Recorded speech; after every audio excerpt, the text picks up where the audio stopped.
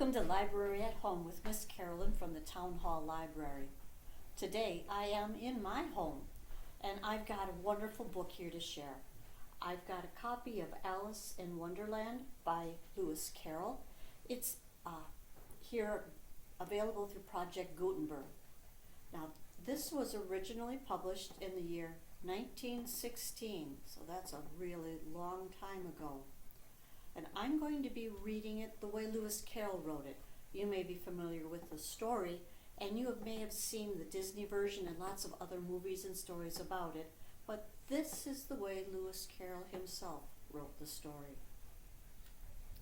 Chapter 1, Down the Rabbit Hole. Alice was beginning to get very tired of sitting by her sister on the bank and having nothing to do. Once or twice she peeped into the book her sister was reading, but it had no pictures or conversations in it. And what is the use of a book, thought Alice, without pictures or conversation? So she was considering in her own mind, as well as she could, for the day made her feel very sleepy and stupid, whether the pleasure of making a daisy chain would be worth the trouble of getting up and picking the daisies, when suddenly a white rabbit with pink eyes ran close by her. There was nothing so very remarkable in that, nor did Alice think it so much out of the way to hear the rabbit say to itself, oh dear, I shall be too late." But when the rabbit actually took a watch out of his waistcoat pocket and looked at it and then hurried on, Alice started to her feet, for it flashed across her mind that she had never before seen a rabbit with either a waistcoat pocket or a watch to take out of it. And burning with curiosity, she ran across the field after it, and was just in time to see it pop down a large rabbit hole under the hedge. In another moment, down went Alice after it. The rabbit hole went straight on like a tunnel for some way and then dipped suddenly down, so suddenly that Alice had not a moment to think about stopping herself before she found herself falling down what seemed to be a very deep well. Either the well was very deep or she fell very slowly, for she had plenty of time as she went down to look about her. First, she tried to make out what she was coming to, but it was too dark to see anything. And then she looked at the sides of the well and noticed that they were filled with cupboards and bookshelves here and there, and she saw maps and pictures hung upon pegs. She took down a jar from one of the shelves as she passed, and it was labeled Orange Marmalade. But to her great disappointment, it was empty. She did not like to drop the jar, so she managed to put it into one of the cupboards as she fell past it. Down, down, down. Would the fall never come to an end? There was nothing else to do, so Alice soon began talking to herself. "Oh, Dinah'll miss me very much tonight, I should think." Dinah was the cat. "I hope they'll remember her saucer of milk at tea time. Oh, Dinah, my dear, I wish you were down here with me." Alice felt that she was dozing off, when suddenly, thump, thump, down she came upon a heap of sticks and dry leaves, and the fall was over. Alice was not a bit hurt, and she jumped up in a moment. She looked up, but it was all dark overhead. Before her was another long passage, and the white rabbit was still in sight, hurrying down it. There was not a moment to be lost. Away went Alice like the wind, and was just in time to hear it say, as it turned a corner, "Oh, my ears and whiskers, how late it's getting." She was close behind it when she turned the corner, but the rabbit was no longer to be seen. She found herself in a long, low hall, which was lit up by a row of lamps hanging from the roof. There were doors all around the hall, but they were all locked, and when Alice had been all the way down one side and up the other, trying every door, she walked sadly down the middle, wondering how she was ever going to get out again. Suddenly she came upon a little table all made of solid glass. There was nothing on it but a tiny golden key, and Alice's first idea was that this might belong to one of the doors in the hall. But alas, either the locks were too large or the key was too small, but at any rate it would not open any of them.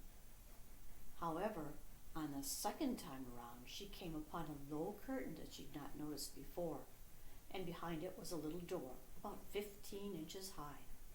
She tried the little golden key in the lock, and to her great delight, it fitted. Alice opened the door and found that it led into a small passage not much larger than a rat hole. She knelt down and looked along the passage into the loveliest garden you ever saw. How she longed to get out of that dark hall and wander out among those beds of bright flowers and those cool fountains. But she could not even get her head through the doorway. "Oh," said Alice, "how I wish I could shut up like a telescope. I think I could if I only knew how to begin." Well, Alice went back to the table, half hoping she might find another key on it, or at any rate a book of rules for shutting people up like telescopes. This time she found a little bottle on it, which certainly was not here before, said Alice, and tied around the neck of the bottle was a paper label with the words, "Drink me," beautifully printed on it in large letters. "No, I'll look first," she said, "to see whether it's marked poison or not," for she had never forgotten that if you drink from a bottle marked poison, it's almost certain to disagree with you sooner or later. However, this bottle was not marked poison. So Alice ventured to taste it, and finding it very nice, it had a sort of mixed flavor of cherry tart, custard, pineapple, roast turkey, toffee, and hot buttered toast, and she very soon finished it off. "What a curious feeling," said Alice. "I must be shutting up like a telescope." And so it was indeed. She was now only 10 inches high, and her face brightened up at the thought that she was now the right size for going through the little door into that lovely garden.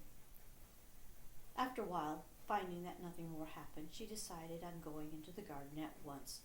But alas, for poor Alice, when she got to the door, she found she'd forgotten the little golden key, and when she went back to the table for it, she found that she could not possibly reach it.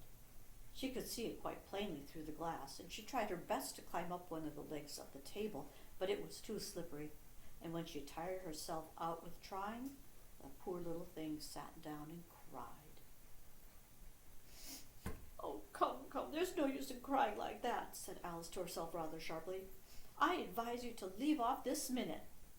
She generally gave herself a very good advice, although she very seldom followed it, and sometimes she scolded herself so severely as to bring tears into her eyes. But soon her eye fell on a little glass box that was lying under the table. She opened it and found in it a very small cake, on which the words, "Eat me," were beautifully marked in currants. "Well, I'll eat it," said Alice, "and if it makes me grow larger, I can reach the key, and if it makes me grow smaller, I can creep under the door. So either way, I'll get into the garden. I don't care which happens." She ate a little bit and said anxiously to herself, "Which way, which way?" holding her hand on the top of her head to feel which way she was growing, and she was quite surprised to find that she remained the same size. So she set to work and very soon finished off the cake. Chapter 2. The Pool of Tears. "Curiouser and curiouser," cried Alice. She was much surprised that for the moment she quite forgot how to speak good English. "Now I am opening out like the largest telescope that ever was. Oh, goodbye, feet. Oh, my poor little feet. I wonder who will put on your shoes and stockings for you now, dears. I shall be a great deal too far off to trouble myself about you." Just at this moment, her head struck against the roof of the hall. In fact, she was now rather more than 9 feet high, and she at once took up the little golden key and hurried off to the garden door. Poor Alice, it was as much as she could do, lying down on one side, to look through into the garden with one eye. But to get through was more hopeless than ever. She sat down and began to cry again. She went on shedding gallons of tears until there was a large pool all round her and reached halfway down the hall. After a time, she heard a little pattering of feet in the distance, and she hastily dried her eyes to see what was coming. It was the White Rabbit, returning, splendidly dressed, with a pair of white kid gloves in one hand and a large fan in the other. He came trotting along in a great hurry, muttering to himself, "Oh, the Duchess, oh, won't she be savage if I keep her waiting?" When the rabbit came near to her, Alice began, in a low, timid voice, "If you please, sir, And the rabbit stopped violently, dropped the white kid gloves, the fan, and scurried away into the darkness as hard as he could go. Alice took up the fan and gloves, and she kept fanning herself all the time she went on talking. "Oh, dear, dear, how queer everything is today, and yesterday things went on just as usual. Was I the same when I got up this morning? But if I'm not the same, the next question is, who in the world am I? Ah, that's the great puzzle." And as she said this, she looked down at her hands and was surprised to see that she had put on one of the rabbit's little white kid gloves while she was talking. "How can I have done that?" she thought. "I must be growing small again." And she got up and she went to the table to measure herself by it and found that she was now about 2 feet high and was going on shrinking rapidly.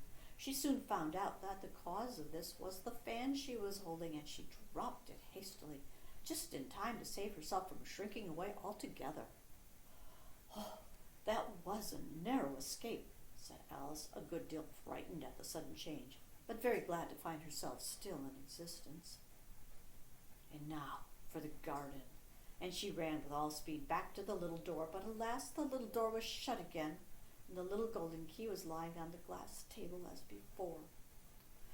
"Oh, things are worse than ever," thought the poor child, "for I was never so small as this before, never."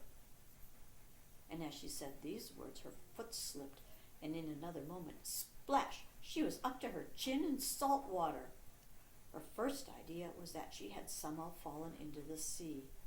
However, she soon made out that she was in the pool of tears which she had wept when she was 9 feet high. Just then she heard something splashing about in the pool a little way off, and she swam nearer to see what it was. She soon made herself out that it was only a mouse that had slipped in like herself. "Would it be of any use now," thought Alice, "to speak to this mouse? Everything is so out of the way down here that I shouldn't think it very likely can talk, but at any rate there's no harm in trying." And so she began. "Oh, mouse, do you know the way out of this pool? I'm very tired of swimming about here, oh mouse." The mouse looked at her rather inquisitively and seemed to her to wink with one of his little eyes, but it said nothing. "Ah, perhaps it doesn't understand English," thought Alice. "I dare say it's a French mouse come over with William the Conqueror." And so she began again, "Oué ma chatte," which was the first sentence that she had in her French lesson book, and the mouse gave a sudden leap out of the water and seemed to quiver all over with fright. "Oh, I beg your pardon," cried Alice hastily, afraid that she had hurt the poor animal's feelings. "I quite forgot you don't like cats." "Not like cats?" cried the mouse in a shrill, passionate voice. "Would you like cats if you were me?" "Well, perhaps not," said Alice in a soothing tone. "Don't be angry about it. Yet I wish I could show you our cat Dinah. I think you'd take a fancy to cats if you could only see her. She is such a dear, quiet little thing." And the mouse was bristling all over, and she felt certain that it must be really offended. "We won't talk any more about her if you'd rather not." "Well, indeed," cried the mouse, who was trembling down to the end of his tail. "As if I would talk on such a subject. Our family has always hated cats. Nasty, little, vulgar things. Don't let me hear the name again." Next chapter, Alice at the Mad Tea Party. "I won't indeed," said Alice in a great hurry to change the subject of conversation. Are you fond of dogs? There's such a nice little dog near our house I should like to show you. It kills all the rats and—" "Oh, dear," cried Alice in a sorrowful tone, "I'm afraid I've offended it again," for the mouse was swimming away from her as hard as it could go, and making quite a commotion in the pool as it went. So she called softly after it, "Mouse dear, do come back again. We won't talk about cats or dogs either if you don't like them." And when the mouse heard this, it turned round and swam slowly back to her. Its face was quite pale, and it said in a low, trembling voice, "Let us get to the shore, and then I'll tell you my history, and you'll understand why it is I hate cats and dogs." Well, it was high time to go, for the pool was getting quite crowded with the birds and animals that had fallen into it. There were a duck and a dodo, a lory and an eaglet, and several other curious creatures. Alice led the way, and the whole party swam to the shore. That's all for right now. Make sure you come back to join us again with Library at Home from the Town Hall Library. I'll see you for Chapter 3, A Caucus Race and a Long Tail. Goodbye now. See you again.